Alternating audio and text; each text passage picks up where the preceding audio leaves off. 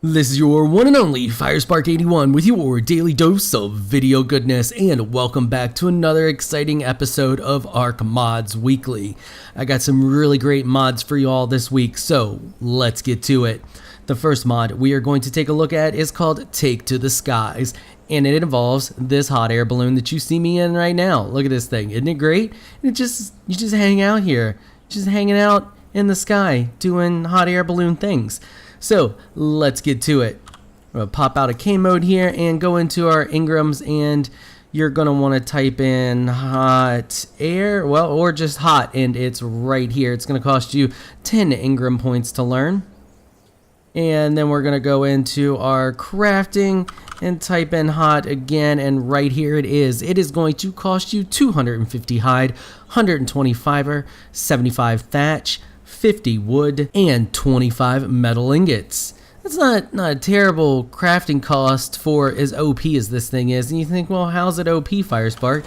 Well, first of all, as I showed you, you can just hang out in mid-air. Also, it's kind of slow to travel around, so there's a little bit of a balance there with it being slow. It controls pretty much like a Tapjahara, however you pronounce those dumb birds. You use your W, A, S, and D keys, and you move around pretty nimbly. And then you have your X and C keys. X raises you and C lowers you. But the great thing about this is it is perfect for taming. And let me demonstrate that. We're just going to head on over here because there's a good amount of stuff for me to knock out right here. And then we're gonna drop our altitude a little bit and get just right down below everything, or I should say above everything's head. And then we're going to come to a stop. Then we're going to hit E and we're going to pop out. Now we're just hanging out in the basket. Now you need to be careful when you're doing this because you can just step up over the side. If I see how I gained a little bit there and my feet are doing that thing, like I'm going to not take fall damage. Yeah, I'm not touching the floor right now, so you need to be careful. You can fall out of this thing. But yeah, you just hang out here and hover above your prey and shoot it in the head with tranq darts. For some reason, this guy doesn't want to go down. You'd think he'd want to. There we go. Now we hit him, and bam, there he goes. Just out, just like that. So this is perfect for taming, especially the more dangerous tames. And if they decide they want to run, no problem. You just follow them till they're done running, and then shoot them some more. And of course, just like with any other flyer, space will lower you to the ground and land you, and also bring you up off of the ground. So just tap that space bar whenever you want to land. One other thing I noticed that is kind of cool about this thing is you make kind of wide turns.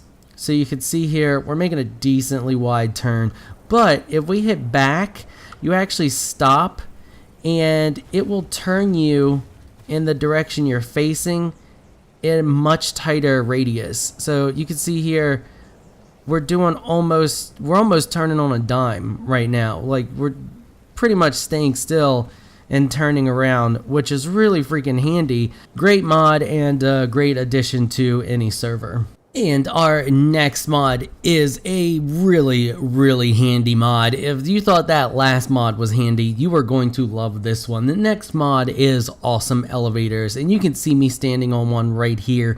If I hit E, I pop up to the next level. If I hit Q, I go back down. E, Q, up, down, up, down. So quick, so easy, and it is amazing. It's almost instant as soon as you hit the button, and freaking awesome. So let's take a look at how you get these bad boys. You're going to go into your Ingrams, and you are going to type in elevator or eliv. And you can see it right here. It's going to cost you 10 Ingram points to learn, and it tells you everything you need to know about placing these, although I'm going to get into a little bit of detail on that here in a second. Okay, let's go over to our crafting cost, or our crafting, and we're going to type in Ellie again, and it's going to cost you, each one of these is going to cost you 35 metal ingots, 10 cementing paste, 20 crystal, and 20 electronics. And that is super freaking cheap for as amazing as these things are. So let's pop back out of this and get out of K mode. So you can pick these up. You can lock them and unlock them, and you can demolish them.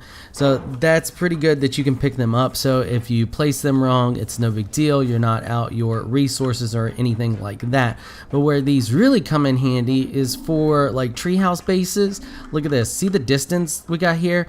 Watch this. Q, bam, I'm on the ground. E, bam, I'm back up top. Q, I'm on the ground. E, I'm back up top. So you can get down, you're down here on the ground and you're running around and oh my god, there's that Pego. He's gonna steal my crap, or a terror bird. No big deal. Just jump on it, or you know, manage to double jump like I always do. Anyway, just jump on it and hit the E button and bam, you are back up top. Now let me show you a little trick to placing these. So we've placed our first one right here, right? And we're gonna come down here to the ground, and I'm gonna pick this up, and I'm gonna pick up this foundation. Okay, so we're going to drag the elevator down here, and we're going to drag this foundation. Now here's the easiest way to line these up. You're going to get your foundation, get directly underneath of it, and eye that up almost perfectly, the best you can. Make sure you're looking completely straight up, and just kind of just center it right in there, like you see there. There we go. That looks pretty good. Now all I should have to do is look straight down, and we're just going to give it a little jump, and bam, there you go. Now here's the thing. The elevator places like a ceiling, and it will only snap to the sides of this foundation. You can only be one ceiling off. So technically we should be able to place it there and teleport up with no problem, but we don't want it there. We want it perfectly aligned, or as aligned as possible. So we're going to place our secondary foundation there, and I'm going to pick up, or you can destroy that first one and then place your elevator like so. Now we should be almost perfectly lined up with the elevator above, and there you go. So that's a really easy way if you're out and about and you're not building. And you can see if we look down, we're a tad bit off, but it's close enough that it works perfectly, you know, absolutely flawless. And it's just a good way to line those up, or an easier way to line those up when you're not building a normal base. If you're building a normal base, you could easily have multiple foundations. So if you're placing your foundations like so, and you're building your normal base, you would leave your gap here, and then leave your gap in your ceiling, and then just line them up that way. But when you don't have those snap points to make it that easy, that's a real quick way to line that up. And that is pretty much it for that mod. The only thing I noticed that was a little bit of a pain was that when I was trying to place these up here, oh my gosh, can I just pick this up? Hold on a minute.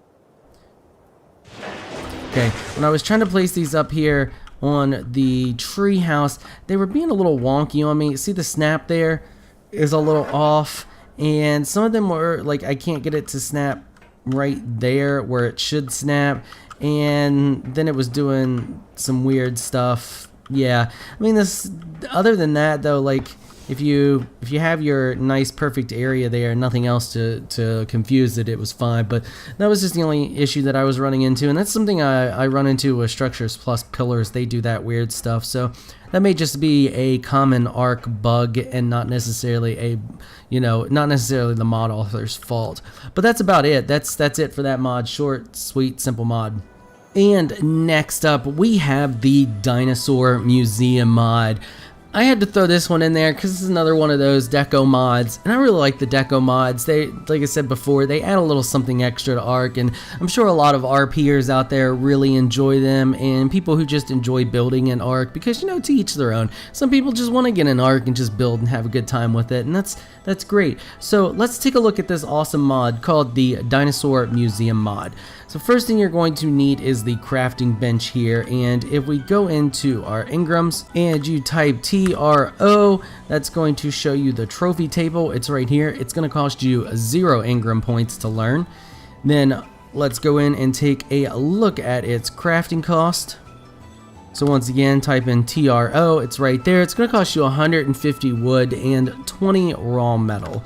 Not bad, not bad at all. And then we're going to go in here and we're going to access its inventory, go over to the crafting menu, and there is a couple different sets of crafting stuff here. First off, you have your bases. They're going to cost you stone, different amounts of stone depending on the size of the base. Then you have your trophies, and there are a bunch of different trophy options here. You can see you got your Quetzal, you got the Dodo, the Doedicurus, you got the Galley, all kinds of different stuff. While it is not all of the dinos, there is a good chunk of dinos here for you to choose from. Next up, we have the skeletal trophies, which have a selection of skeletal dinos that you can place.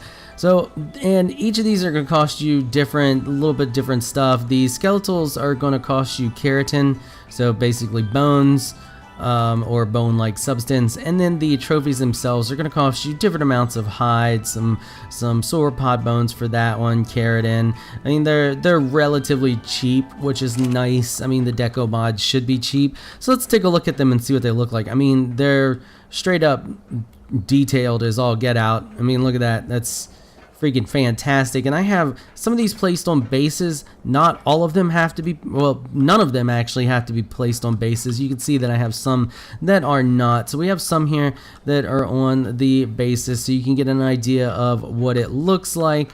And then on top of that, there is also these boards, and they are in here as well.